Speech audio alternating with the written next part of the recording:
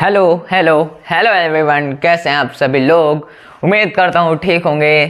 तो मैं आ चुका हूँ फिर से एक नई वीडियो लेकर। चैप्टर वही है, टॉपिक अलग है, ये हर बार का होता है हमारा। तो टॉपिक जो हमारे वो है मॉडर्न पीरियोडिक लॉ, हमारे नए भाई साहब। And the second position of element in modern periodic table and the trends in modern periodic table. तो मैंने क्या बताया पहले वीडियो में कि दो क्वेश्चन हमारे ज़रूर पूछे जाते हैं, या तो मेंडलीव भाई साहब के ऊपर या तो फिर मॉडर्न पीरियोडिक टेबल की तरह। मैंने पिछली वीडियो जो बनाई थी उसमें मेंडलीव की जगह बाबा मॉडर्न बोल रहा हूँ, उसके लिए सॉरी। वहाँ पे मेंडलीव होगा, ठीक है। मैं वहाँ पे बार बार मॉडर्न टेबल बोल रहा हूँ, modern periodic table, modern periodic table मैंने वीडियो में लिख दिया था, सॉरी बार बार बोलने के लिए, ठीक है। तो इन भाई साहब की याद आ रही थी उस समय, तो इन भाई साहब को डिस्कस करेंगे, ठीक है। उसमें मैंने मेंडलीव की जगह बाबा मॉडर्न बोल रहा था, मतलब कुछ जगह, हर जगह नहीं, ठीक है। तो चलिए बात करते हैं अपने मॉडर्न पीरियोडिक लॉ के ऊपर। हाँ, हमने कैसे बात की कि मेंडलीव पीरियोडिक लॉ क्या होता है ना। तो उसमें बात की कि लॉ कोई होता नहीं है जिसमें कि हम कोई इक्वेशन है मैथ की तरह, या laws of reflection, laws of refraction, ये नहीं होता है लॉ। जैसे हम मेंडलीव के लॉ की बात किए थे कि जो हमारा एलिमेंट रखा गया था वो एटॉमिक मास के ऊपर रखा गया था। तो अब जो इसमें है उसका उल्टा है। उसका उल्टा क्या मतलब है, एटॉमिक ही, बस उसको अरेंज किया गया है नंबर पर, ठीक है। एटॉमिक नंबर पर अरेंज्ड है। तो पहले हम जान लेते हैं जो हमारा मॉडर्न पीरियोडिक टेबल है वो किसके द्वारा किया गया था। तो भाई हमारे हेनरी मोसले भाई साहब के द्वारा ये इन्वेंट किया गया था। इनका जन्म 23 नवंबर 1887 को हुआ था। बस डेट ऑफ बर्थ याद रखो, और कहीं लिखा नहीं है बुक में, ठीक है। तो इनके बारे में जान लो थोड़ा। हेनरी मोसले का जन्म कब हुआ? 23 नवंबर 1887 को। इन्होंने एलिमेंट को अरेंज किया, मतलब इन्होंने मेंडलीव पीरियोडिक टेबल से अलग हटकर कुछ किया, मतलब जो लिमिटेशन हमने बताया था उस सब को एकदम अटैच कर कर बनाया, ताकि जो हमारा टेबल है वो सिलेक्ट हो, ठीक है। तो चलिए बात करते हैं अपने मॉडर्न पीरियोडिक लॉ के ऊपर। Modern periodic law. Modern periodic law होता क्या है? तो मॉडर्न पीरियोडिक लॉ हम बात करें तो physical and the chemical properties of the element which arranged in their atomic number is called an modern periodic law, ठीक है।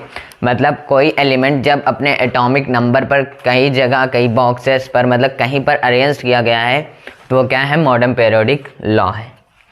लिखते हैं the physical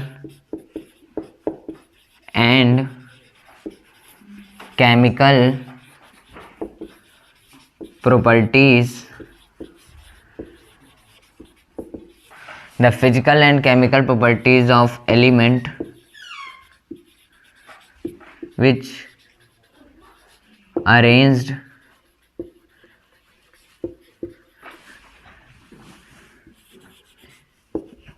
in periodic table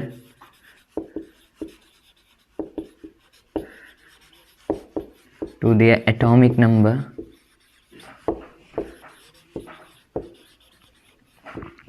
called modern periodic law,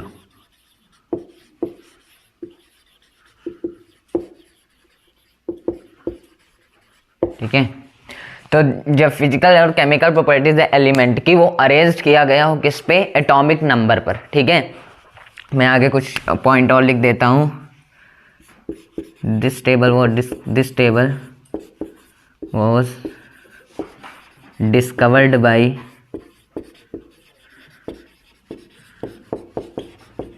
Henry Moseley, ठीक है। Henry Mosle सिर्फ अकेले नहीं है, पूरा काम नहीं किया, इनके साथ 2-3 साइंटिस्ट और थे, ठीक है। The table was discovered by Henry Mosle. Henry Mosle was born on, कब बॉर्न हुए थे? 23 नवंबर 1887 को लिख दिया मैं, तो मत लिखना, ठीक है। तो मतलब जो फिजिकल और केमिकल प्रॉपर्टीज़ है एलिमेंट की वो किस पे अरेंज किया, हमारे हेनरी मोसले भाई साहब और कई सारे साइंटिस्ट को मिलाकर एटॉमिक नंबर पर।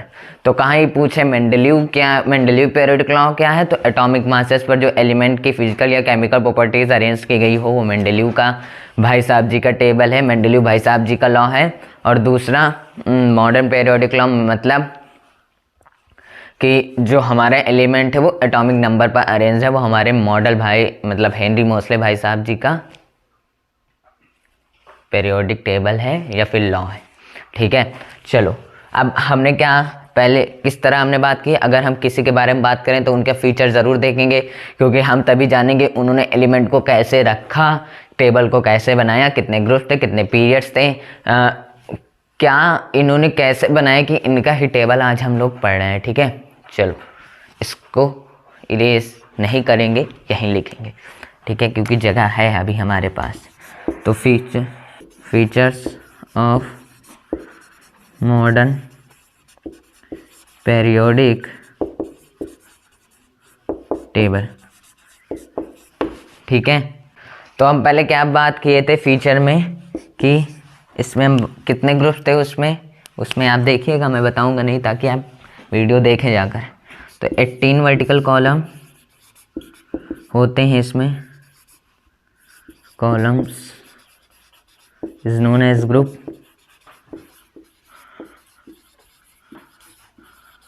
ठीक है, 18 वर्टिकल कॉलम है जिसे हम ग्रुप कहते हैं, एंड 7 हॉरिजॉन्टल रोज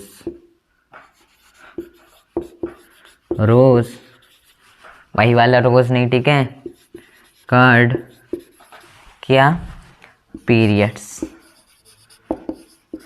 ठीक है, मतलब इन्होंने जो डिस्कवर किया उसमें 18 वर्टिकल कॉलम है जिसे हम ग्रुप कहते हैं, और 7 हॉरिजॉन्टल रोज है जिसे हम पीरियड्स कहते हैं। वर्टिकल आपको पता है ऐसे बनता है, हॉरिजॉन्टल ऐसे बनता है। ठीक है, तो चलिए पहले हम देखते हैं कितने, 18 वर्टिकल कॉलम, 1 2 3 4 5 6 7 8 9 10 11 12 13 16, 2 ऐसे नीचे भी बनाए होंगे ना, तो हम यहीं पे बना देते हैं, अभी स्ट्रक्चर बाद में देखेंगे पूरा, मैं लगाऊंगा फ़ोटो अभी।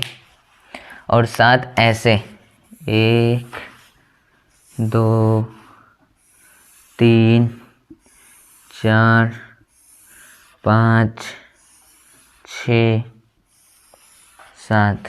ठीक है, मतलब 7। अभी ये काला चलेगा क्योंकि मैंने काले के ऊपर चला दिया इसे। चलो ठीक है, इस तरह का है नहीं टेबल, है तो अलग, उसमें 4 कॉलम्स हैं, एस का अलग, पी का अलग, डी का अलग, एफ का अलग। तो अब दूसरा फ्यूचर्स हम इसमें ये नहीं देखेंगे कि कौन, अब देखो जितने भी 63 एलिमेंट जितना भी मेंडलीव भाई साहब ने करा, उतना अगर उनको अरेंज करना है एटॉमिक नंबर पर उतने में दिक्कत होनी नहीं है। ठीक है, अब हम बात करेंगे कि इन्होंने कैसे मेटल, जो उसमें हमने बताया कि लाइट मेटल नहीं रखा पहले, क्योंकि अब लाइट मेटल रखेंगे कैसे, क्योंकि मेंडलीव भाई साहब ने कैसे अरेंज किया है किस एलिमेंट को, उनके एटॉमिक मासेस पर, तो वो लाइटर वाइटर को नहीं देख रहे थे, लेकिन इन्होंने एटॉमिक नंबर पर किया है। अभी एकदम अच्छे से देखेंगे, अब एकदम से अच्छे से किया होगा सारा काम, तभी तो भाई हम मॉडर्न पीरियोडिक टेबल पढ़ रहे हैं। करते हैं हम लाइट मेटल्स की।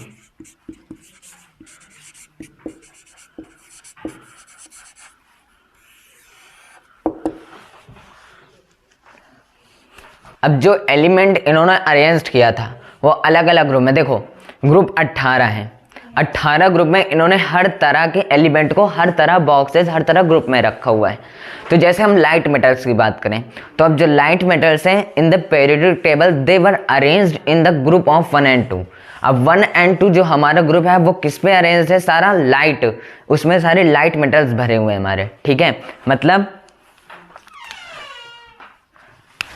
the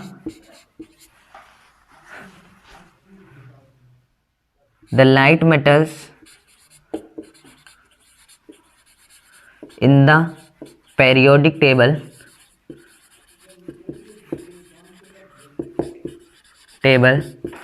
the light metals in the periodic table they were in the group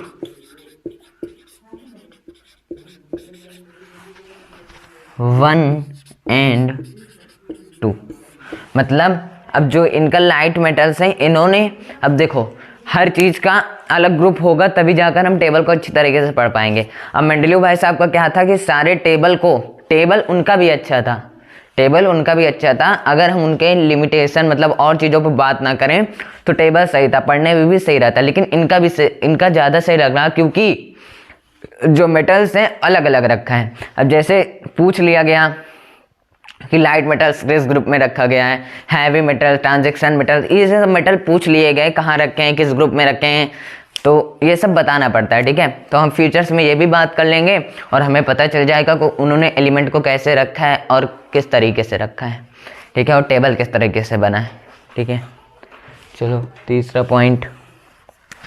अब तीसरे में हम बात करेंगे हैवी मेटल्स और transition metals.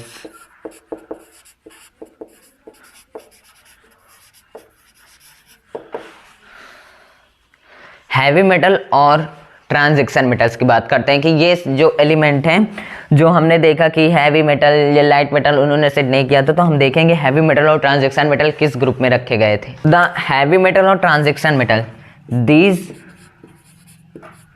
Elements in the periodic table, these element in the periodic table of group 3, 4, 5, 6, 7, 8, 9, 10, 11, 12।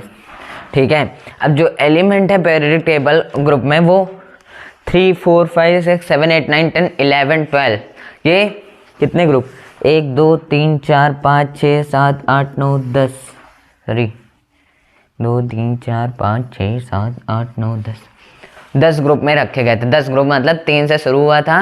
Heavy metal और transition metal को रखना कितने रखा था, 12 तक रखा था। ठीक है, ठीक है, मतलब लाइट मेटल कितने, आपको ध्यान रखना है फीचर्स में कि पहला तो हमारा आता है लाइट मेटल्स। लाइट मेटल्स जो हमारा अरेंज किया गया है 1 एंड 2 ग्रुप में। हैवी मेटल और ट्रांजिशन मेटल पीरियोडिक टेबल में 3, 4, 5, 6, 7, 8, 9, 10, 11, 12 तक रखा गया। ठीक है, अब बात करते हैं नॉन मेटल्स की। तो चलिए अपने चौथे फीचर की तरफ, नॉन मेटल्स। अब नॉन मेटल्स का हमारा अरेंज किया गया है टेबल में किस ग्रुप में, तो बात करते हैं the non metals arranged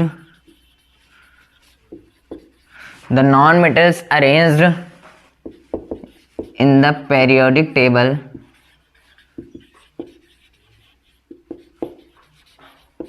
of group,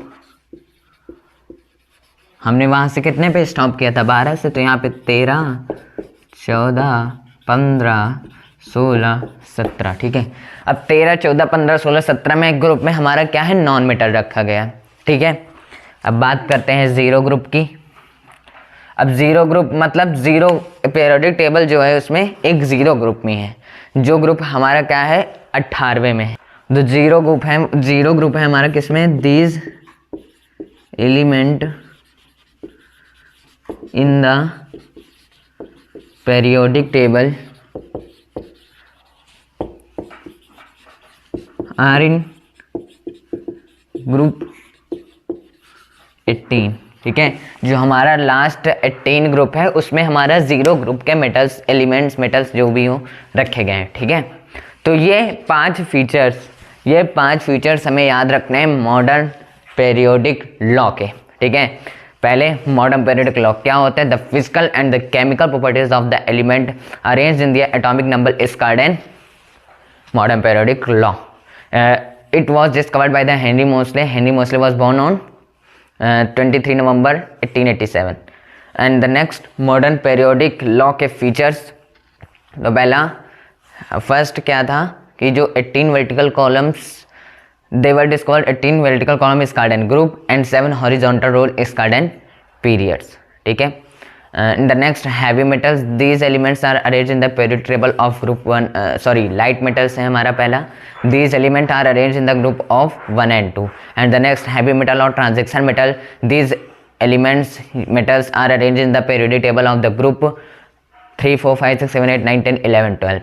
And the third हमारा non metal, these non metal, these elements were arranged in the periodic table of groups 13, 14, 15, 16, 17. And the last, our zero group elements, which they are arranged in the periodic table of group 18. तो मैंने English में सब बता दिया। तो ऐसे ही आपको लिखना है पूरा।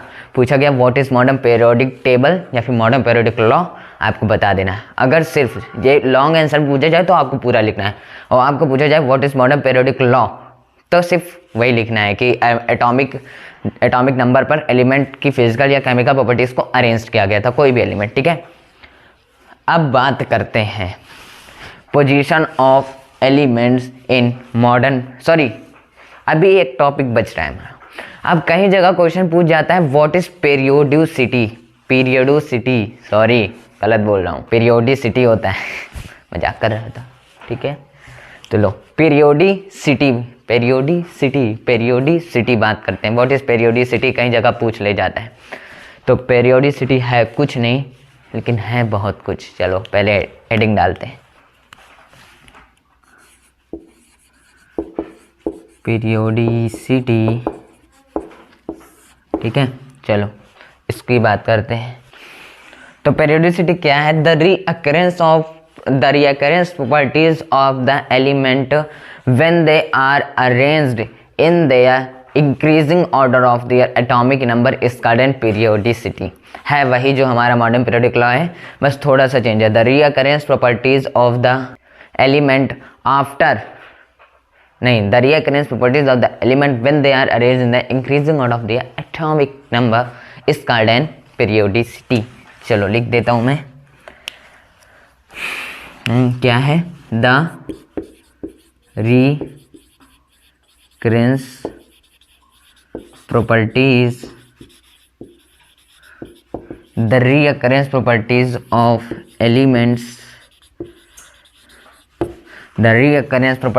of elements when they are, ठीक है, arranged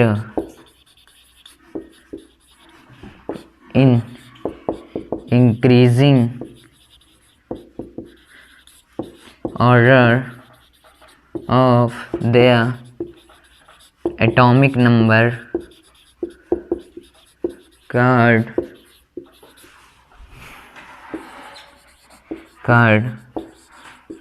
periodicity। अब नहीं, ध्यान रखना है, इसे कहीं पूछा जाए तो लिख देना है कि the reoccurrence properties of the element when they are arranged in the increasing order of their element is called periodicity। चलो इसको इरेज करते हैं, बात करते हैं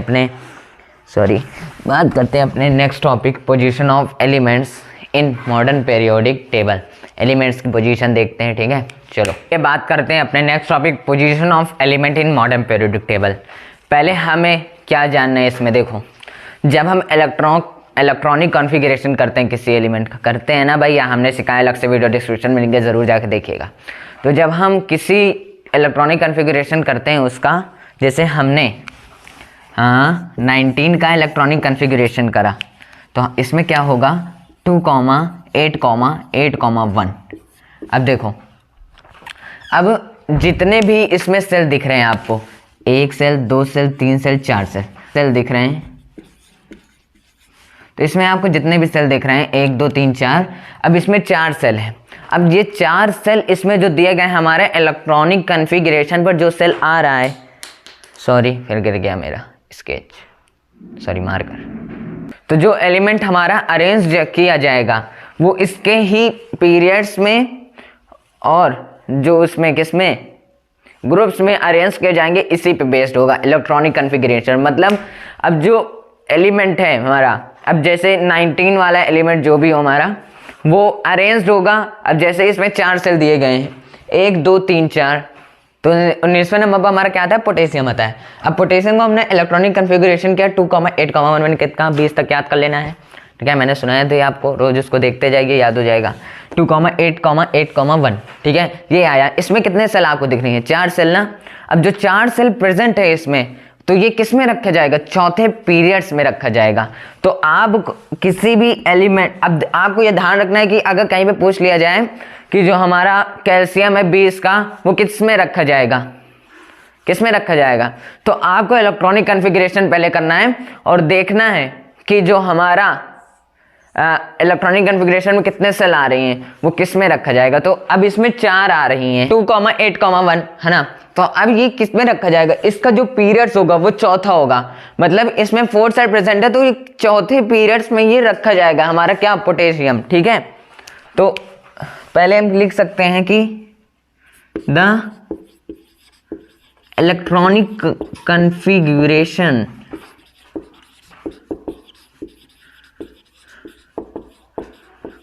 of elements if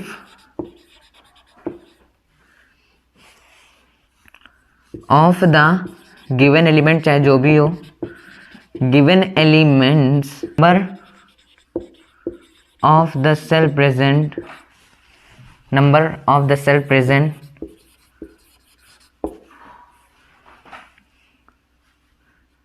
in a period, ठीक है। मतलब अब इलेक्ट्रॉनिक कॉन्फ़िगरेशन करेंगे तो जो हमारा नंबर ऑफ सेल्स रहेगा, कितने भी सेल्स हों, वो उस पीरियड के अंदर 4 सेल हैं तो चौथे पीरियड में, ठीक है।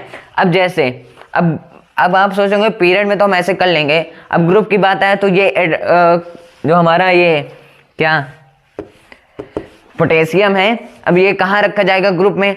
तो ग्रुप में हमें क्या देखना है कि लास्ट में हमारी कितनी सेल आ रही है? 1 सेल आ रही है ना। अब जब हमारा 1 आ रहा है तो 1 जो आ रहा है, तो हमें क्या देखना है? इसमें वैलेंस सेल का है। वैलेंस सेल मतलब जो लास्ट में वैलेंस इलेक्ट्रॉन। तो अब जो ये इलेक्ट्रॉन है हमारा वैलेंस सेल है, तो एक वैलेंसी हमारी यहाँ पे दिख रही है, ठीक है। तो अब एक वैलेंसी दिख रही है, तो इससे क्या, तो अब आपको ध्यान आ गया होगा कि अगर इसमें वैलेंसी 1 दिख रही है लास्ट में, तो ये ग्रुप 1 में होगा। लेकिन ये इसकी मांग भी हो सकती है, मतलब इसको भी स्टेबल होने के लिए कुछ भी हो सकता है। अगर ये स्टेबल होने के लिए कुछ भी कर रहा है तो भी इसके लास्ट में वैलेंसी कितनी होगी? 1 ही होगी। तो इसका जो ग्रुप होगा वो भी 1 रखा जाएगा। तो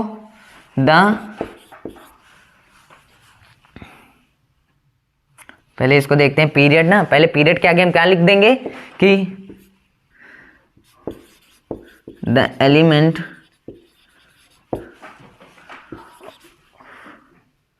numbers of atomic number 19,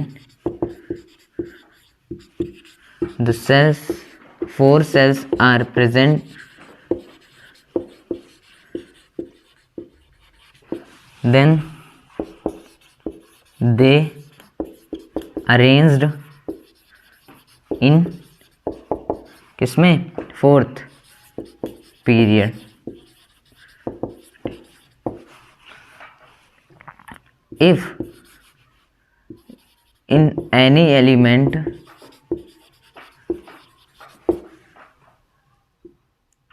any number of valence, पूरा दिख रहा है ना आपको? हाँ, number of valence E card group, ठीक है।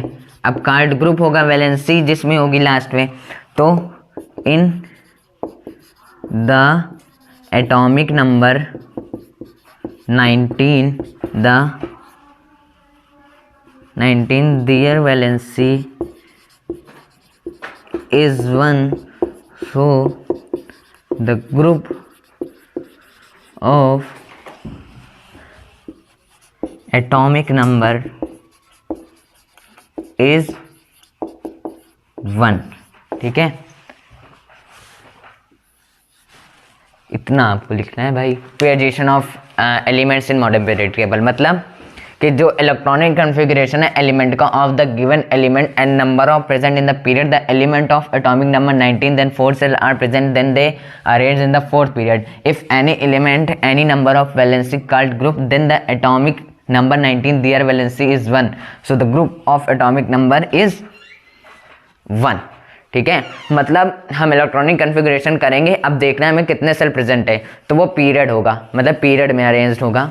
तो जैसे 4 सेल है तो 4, 5 है तो 5वें पीरियड में। और जो हमारा ग्रुप है वो किस पे बेस्ड होगा, एक लास्ट वैलेंसी पे। तो वैलेंसी कहाँ होगी, जब इलेक्ट्रॉनिक कन्फिग्रेशन करेंगे जो लास्ट वैलेंस सेल होगी हमारी, उसमें हमारा वैलेंसी होता है। तो हम उसे देखेंगे तो हमारा ग्रुप का पता चल जाएगा कि वो किस ग्रुप में है। ठीक है, चलो अब हम नंबर भी फाइंड करते हैं पीरियड, नंबर भी फाइंड कर सकते हैं पीरियड में। जैसे कि पहले हम डालते हैं क्या, वी कैन फाइंड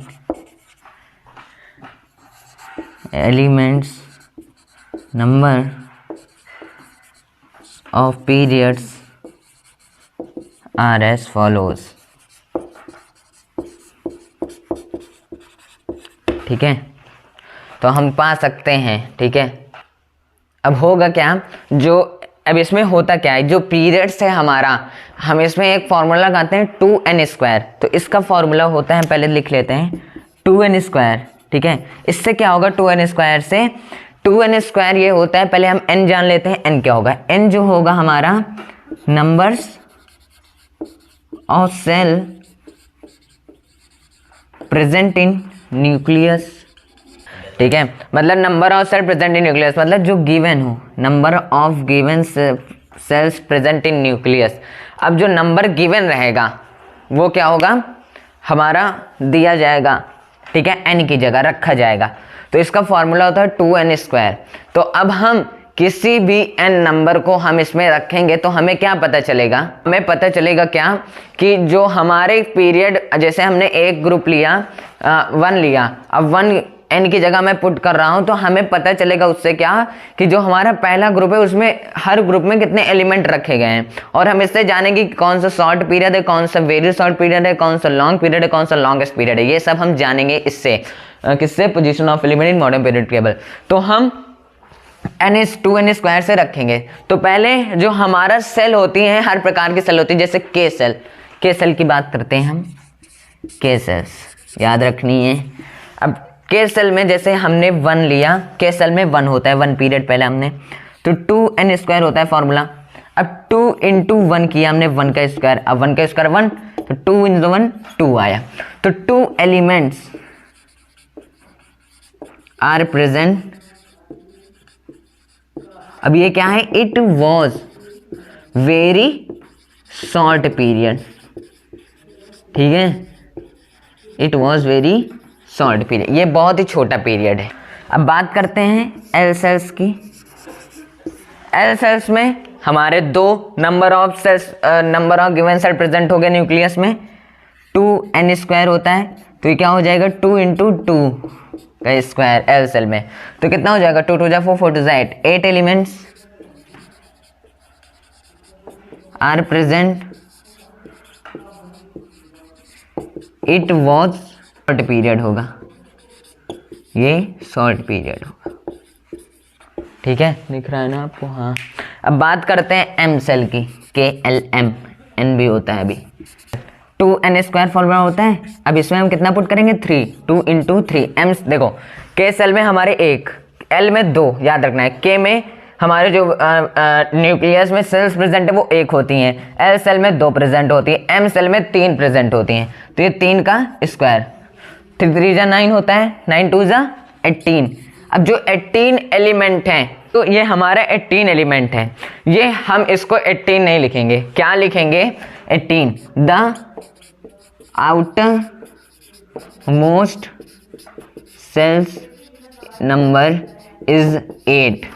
ठीक है, हम इसमें देखेंगे, इसमें हम 18 नहीं लिखेंगे, जो हमारा लास्ट नंबर दिया गया है 8, आउटर मोस्ट सेल का सबसे लास्ट, उसमें 8 दिया गया है, तो is number is 8, then period is 8 and it is also a short period।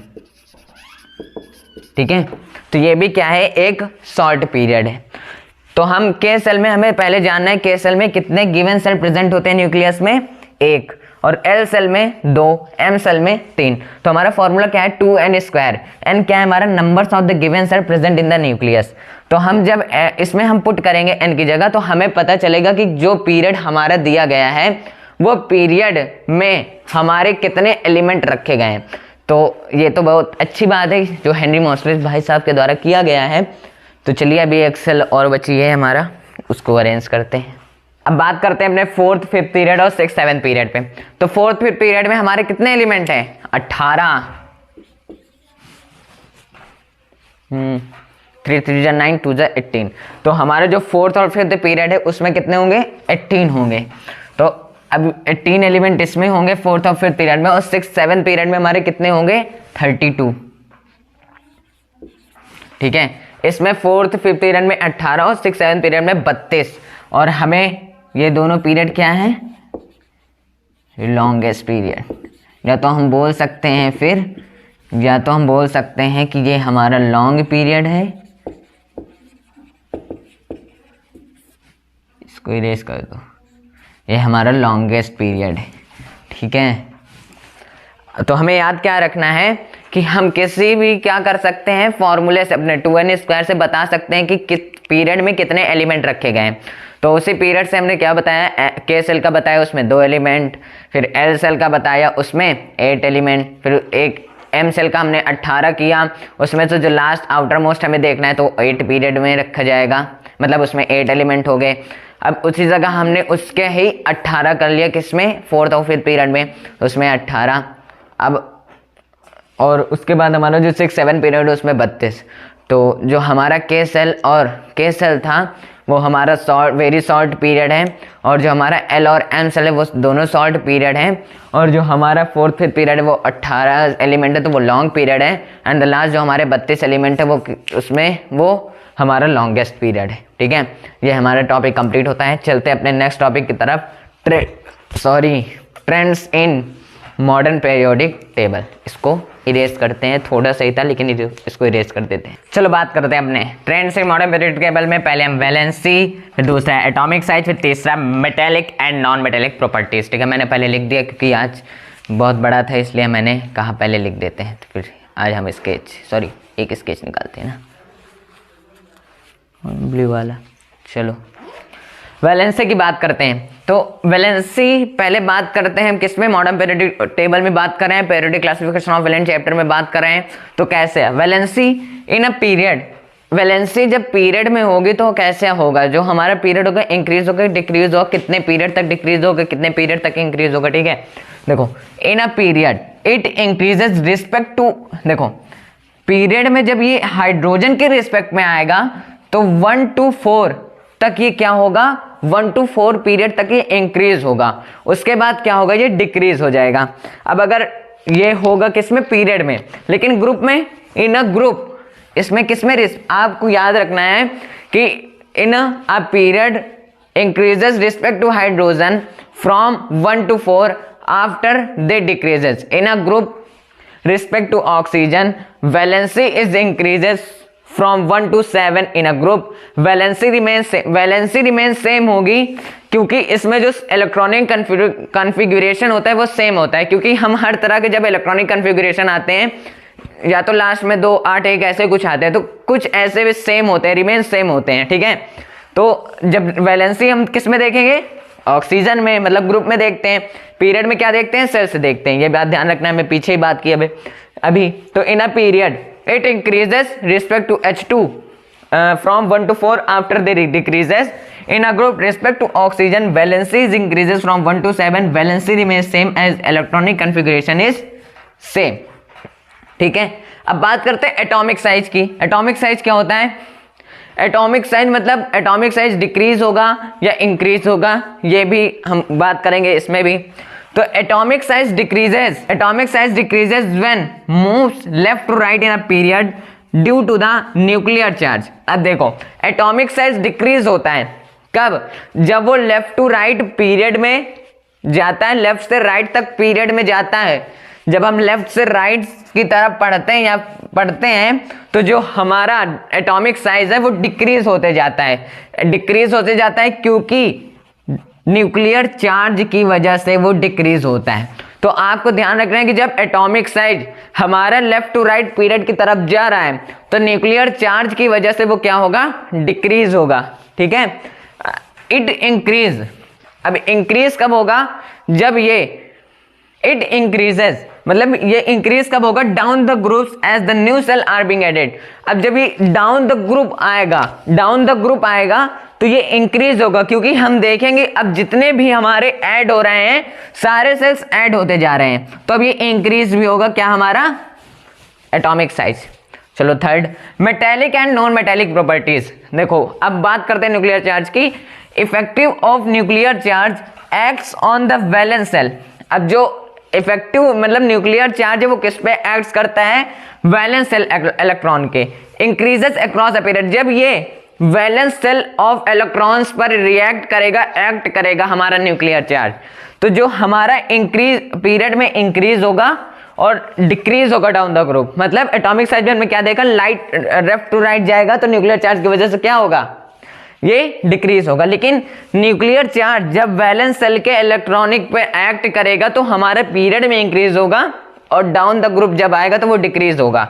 जब वो डिक्रीज होगा तो जो मेटेलिक कैरेक्टर, अब मेटेलिक कैरेक्टर की बात करते हैं हम, तो जो मेटेलिक कैरेक्टर है increases down the group and decreases across a period. मतलब अब जो हमारा मेटेलिक कैरेक्टर है वो इंक्रीज होगा जब वो डाउन द ग्रुप आएगा और डिक्रीज होगा जब वो पीरियड के अक्रॉस जाएगा। ठीक है, इतना याद रखना है। नॉन मेटेलिक कैरेक्टर क्या होता है, इंक्रीजेस अक्रॉस अ पीरियड, इसका उल्टा हो जाएगा, वो पीरियड में इंक्रीज होगा और डाउन द ग्रुप डिक्रीज होगा। ठीक है, अभी दो और बचे हैं हमारे, कौन, electronegativity and nature of oxides, उसको देखते हैं फिर हमारा चैप्टर एंड। बात करते हैं अपने फोर्थ पर ट्रेंड्स के बारे में, इलेक्ट्रोनेगेटिविटी के बारे में। तो इलेक्ट्रोनेगेटिविटी क्या होता है कि जो एलिमेंट है ये इलेक्ट्रोनेगेटिविटी की, जैसे हम किसी चीज की नकल उतारे, जैसे अब आप हमारी नकल उतार रहे हो, ठीक है, एकदम से जैसे मैं बोल रहा हूँ आप वैसे बोल रहे हो, तो इस तरह जब इलेक्ट्रोनेगेटिविटी इंक्रीज होगा तो नॉन मेटेलिक कैरेक्टर इंक्रीज हो जाएगा, और जब इलेक्ट्रोनेगेटिविटी डाउन होगा तो नॉन मेटेलिक कैरेक्टर डाउन हो जाएगा, डिक्रीज हो जाएगा। ठीक है, अब जैसे ये पीरियड में इलेक्ट्रोनेगेटिविटी पीरियड में हमारा इंक्रीज हो रहा है, तो अब क्या होगा, नॉन मेटेलिक कैरेक्टर होगा, इसके साथ साथ वो भी इंक्रीज हो जाएगा।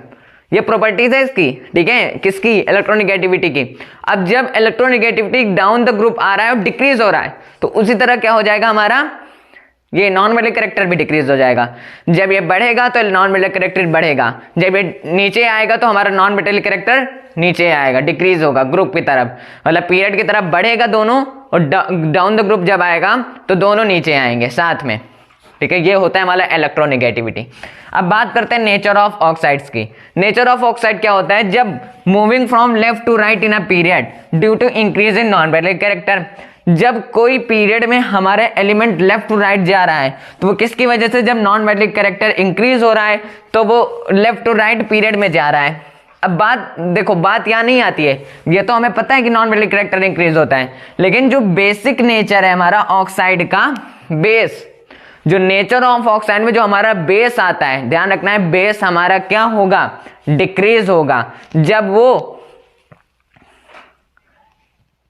ग्रुप पीरियड में। ठीक है, और वाइल एसिडिक नेचर इंक्रीजेस, मतलब जब वो पीरियड में रहेगा, जब from left to right in a period due to increases in non metallic character, और जब हमारा बेसिक नेचर आएगा पीरियड की तरफ तो वो डिक्रीज होगा बेस हमारा, और एसिडिक नेचर जो होगा वो इंक्रीज होगा। जो हमारा बेसिक नेचर होगा वो डिक्रीज होगा, एसिडिक नेचर इंक्रीज होगा, किसमें, इन अ पीरियड।